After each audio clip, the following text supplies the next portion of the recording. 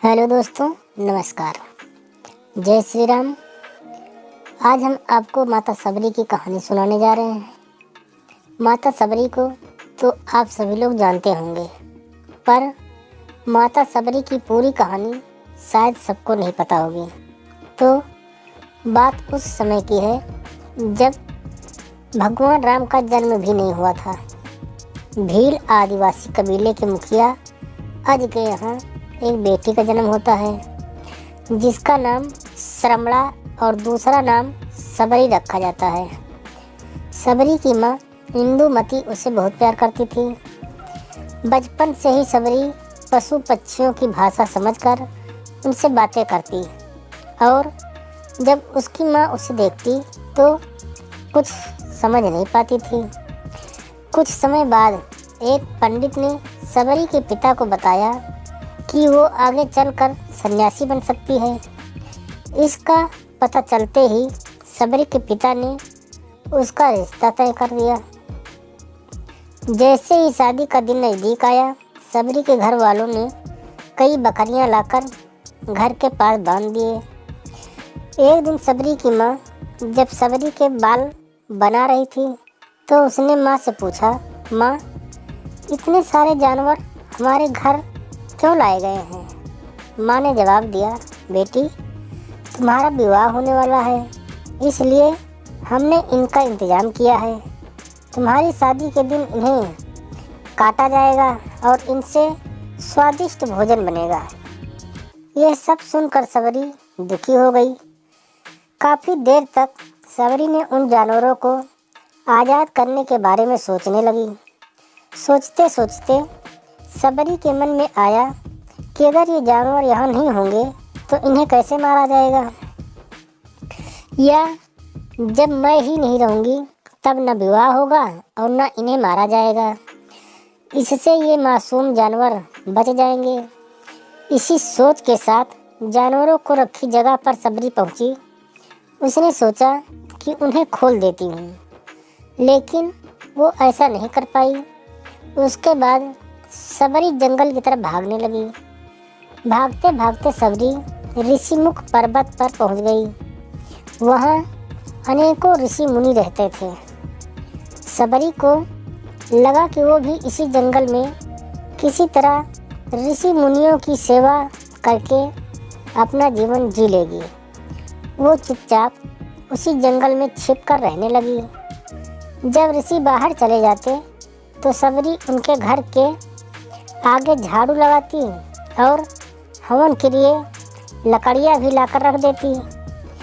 ऋषि मुनियों को समझ में नहीं आ रहा था कि जंगल में उनके न रहने पर उनका सारा काम कौन कर जाता है। एक दिन सबरी को किसी ऋषि ने देख लिया। उसे देखते ही उसका परिचय पूछा। जैसे ही सबरी ने बताया कि वो भील आदिवासी परिवार की है तो उसे ऋषियों ने खूब डांट लगाई। सबरी को इस बात का बिल्कुल भी पता नहीं था कि उसकी जाति छोटी है और उसे ऋषियों द्वारा जाति की वजह से अपमान सहना पड़ेगा। इतना सब होने के बाद भी सबरी हर ऋषि मुनि के दरवाजे पर जाती और उनके घर के बाहर झाड़ू लगाती और उनसे गुरु दीक्षा के लिए कहती। हर कोई उसकी जाति की वजह से उसे अपने आश्रम से भगा देता था। ऐसा होते होते काफ़ी समय बीत गया। उसके बाद सबरी मतंग ऋषि की कुटिया में पहुंची। वहां पहुंचकर मतंग ऋषि को सबरी ने बताया कि वो उनसे गुरु दीक्षा लेना चाहती है। उन्होंने खुशी खुशी उसे अपने गुरुकुल में रहने दिया और भगवान से जुड़ा ज्ञान देने लगे। सबरी ने अपने गुरु मतंग ऋषि की सेवा करने में कोई कसर नहीं छोड़ी। वो गुरुकुल के सारे काम भी करती थी। सबरी से खुश होकर मतंग ऋषि ने उसे अपनी बेटी बना लिया था। समय के साथ मतंग ऋषि का शरीर बूढ़ा हो गया। उन्होंने एक दिन सबरी को अपने पास बुलाया और कहा, बेटी, मैं अपना देह त्याग करना चाहता हूँ।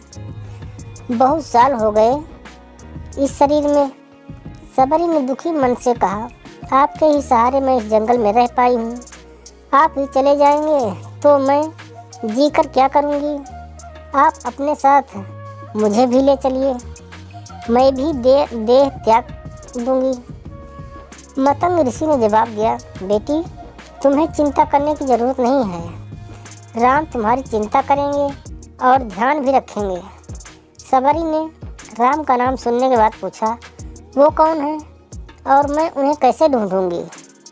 मतंग ऋषि ने बताया, राम भगवान विष्णु के अवतार हैं, वो तुम्हें सारे अच्छे कर्मों का फल देंगे, तुम्हें उन्हें ढूंढने की कोई ज़रूरत नहीं है। वो एक दिन खुद तुम्हें खोजते हुए इस कुटिया में आएंगे और तुम्हें उनके हाथों ही मोक्ष मिलेगा, तब तक तुम इसी आश्रम में रहो। इतना कहते ही मतंग ऋषि ने अपना शरीर त्याग दिया। सबरी के मन में मतंग ऋषि के जाने के बाद से एक ही बात थी कि भगवान राम स्वयं उससे मिलने आएंगे। वो रोज़ भगवान राम से मिलने के लिए बाग से अच्छे अच्छे फूल लाकर पूरा आश्रम सजाती और भगवान के लिए मीठे मीठे फल तोड़ कर लाती। भगवान के लिए फल चुनते हुए सबरी उन्हें चख लेती थी ताकि भगवान को सिर्फ मीठे फल ही खिला सके। रोजाना सबरी इसी तरह भगवान के दर्शन की आस में फूल और फल इकट्ठा करती रहती थी। इसी तरह इंतजार में कई साल बीत गए। सबरी का शरीर एकदम वृद्ध हो गया। एक दिन आश्रम के पास के ही तालाब में सबरी पानी लेने के लिए गई। तभी पास के ही एक ऋषि ने उसे अछूत कहते हुए वहाँ से भगाने लगा और एक पत्थर मार दिया। वो पत्थर जब सबरी को लगा तो उसे चोट लगी और खून बहने लगा।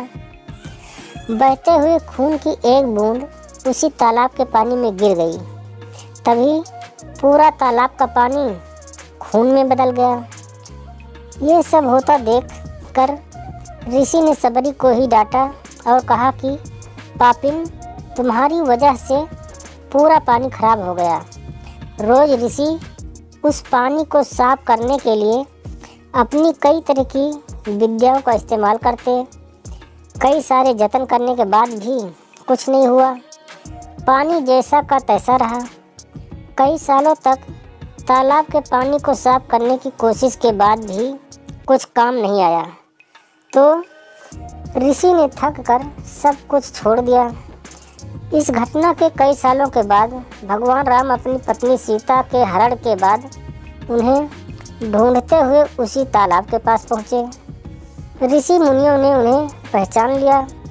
भगवान को वहाँ देखकर ऋषियों ने तालाब का पानी साफ करने के लिए भगवान को अपने पैर उसमें डालने के लिए कहा, लेकिन पानी जैसे का तैसे रहा। ऋषि मुनियों ने भगवान से भी कई अन्य जतन करवाए, लेकिन वो पानी जस का तस खून जैसा ही रहा। तब भगवान ने ऋषियों से पानी के रक्त में बदलने की कहानी पूछी। तब ऋषि ने सबरी को पत्थर मारने वाली सारी बात बता दी। उसके बाद कहा कि वो महिला ही अपवित्र हो छोटी जाति की है, इसलिए ये सब हुआ है। उसी वक्त भगवान राम ने कहा, ये सब आप लोगों के खराब वचनों से हुआ है। सबरी को इस तरह के शब्द बोलकर आप लोगों ने उसे नहीं बल्कि मेरे दिल को घायल किया है। उसी घायल दिल के रक्त का प्रतीक यह तालाब का लाल पानी है। आगे भगवान राम बोले, कहाँ है वो माई, मैं उनसे मिलना चाहता हूँ। तब तक सबरी उसी तालाब के पास पहुँच जाती है। इस दौरान सबरी के पैर की ठोकर लगती है और कुछ धूल उस तालाब में गिर जाती है। तभी सारा पानी साफ हो जाता है। भगवान सबसे कहते हैं कि देखिए, आप लोगों ने क्या कुछ नहीं किया, लेकिन पानी साफ नहीं हो पाया। अभी सिर्फ इनके पैर की थोड़ी सी धूल ने ही तालाब का पानी साफ कर दिया। भगवान राम को सबरी पहचान चुकी थी। उन्हें प्रणाम करके सबरी ने कहा, भगवान आप मेरे साथ कुटिया में चलिए। भगवान भी खुशी खुशी सबरी के साथ चल पड़े। फूलों से सबरी ने भगवान राम का स्वागत किया, बेर तोड़ने के लिए भाग गई और चक चक कर उनके लिए बेर लेकर आई। उन्होंने बड़े ही प्यार से भगवान राम और उनके भाई लक्ष्मण को बेर दिए। भगवान राम ने भी उतने ही प्यार से उन बेरों को खाना शुरू किया। तभी बेर देखकर मुंह बनाते हुए लक्ष्मण ने कहा, भैया ये बेर जूठे हैं, इन्हें आप कैसे खा सकते हैं? भगवान ने जवाब दिया, सबरी माई हम सबके लिए ये बहुत प्यार से तोड़कर लाई हैं। इतना कहकर भगवान राम बहुत प्यार से उन बेरों को खाने लगे। भगवान ने जाते हुए सबरी माई से कहा, आप मुझसे जो चाहें वो मांग सकती हैं। सबरी ने उन्हें कहा, हम अपने गुरु मतंग ऋषि के कहने पर मैं आज तक सिर्फ आपके दर्शन के लिए ही जी रही थी। अब आप मुझे मोक्ष प्रदान करें। उसी वक्त सबरी ने अपना शरीर त्याग दिया। भगवान राम ने अपने हाथों से उनका अंतिम संस्कार किया और सीता मैया की खोज में आगे बढ़ गए। इस तरह से ऋषि मतंग की बात सच हुई और सबरी को भगवान राम के दर्शन भी हुए। तभी से भगवान राम को सबरी के राम भी कहा जाने लगा। दोस्तों, आज की कहानी यहीं पर समाप्त होती है। बहुत जल्द किसी और कहानी के साथ आपसे मुलाकात होगी। तब तक के लिए नमस्कार। जय श्री राम, जय हिंद, वंदे मातरम।